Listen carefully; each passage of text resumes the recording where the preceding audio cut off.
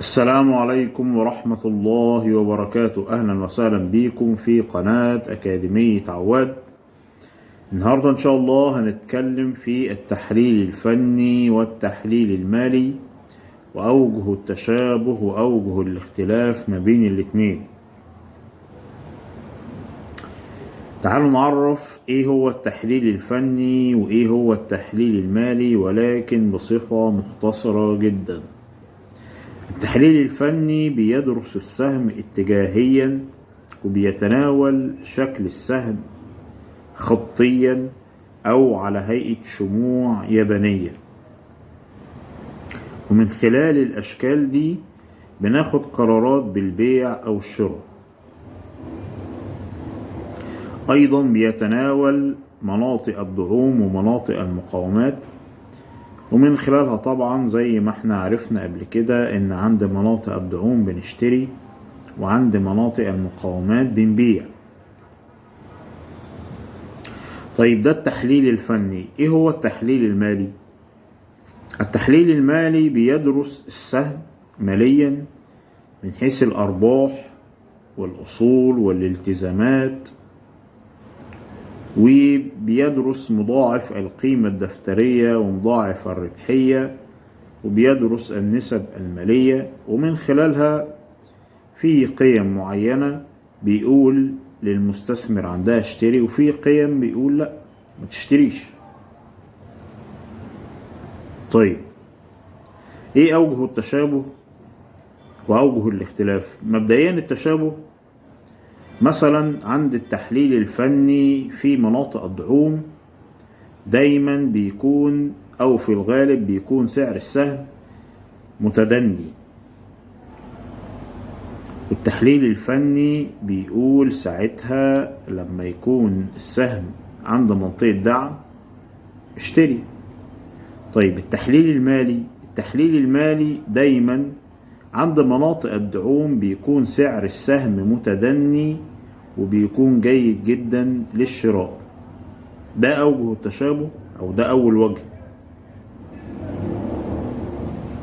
طيب أوجه الاختلاف، أول حاجة إن التحليل الفني لما يكون السهم على المدى القصير اتجاهه هابط بيقول للمستثمر ما تشتريش، ولكن في التحليل المالي لما يكون السهم نزل أو هبط بيكون سعر السهم جيد جدا ومحفز للشراء حتى ولو على المدى القصير. ده وجه الاختلاف. يبقى احنا كده عندنا وجه تشابه ووجه اختلاف. طيب في اوجه تاني في وجه تشابه ايضا وفي وجه اختلاف. زي ايه؟ زي مؤشر الفوليوم او حجم التداول. التحليل الفني بيعتبر مؤشر الفوليوم ده مؤشر للشراء. كلما يزيد حجم التداول او كلما يزيد قيم التداول على السهم ده بيكون مؤشر ان انت تشتري في السهم. التحليل المالي بيقول نفس الكلام، ولكن عندما يكون السهم قوي ماليا. طبعا ده بيبقى ايضا مفيد للشركة ان هو بيكون تمويل يوميا بصفة يومية. لما يكون قيمة التداول على السهم قيم كبيرة فكل الفلوس دي طبعا بتدخل في عمليات التشغيل الخاصة بالشركة وبتفيد الشركة في عملياتها وفي مشروعاتها. طيب ايه وجه الاختلاف؟ ايضا في مؤشر التداول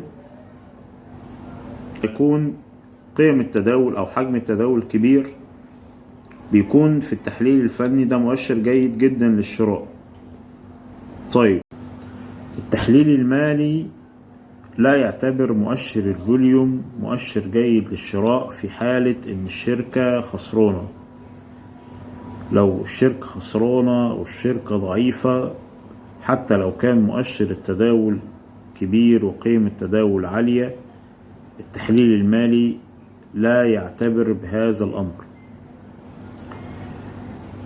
كده احنا عرفنا التحليل المالي والتحليل الفني، وذكرنا وجهين للتشابه ووجهين للاختلاف.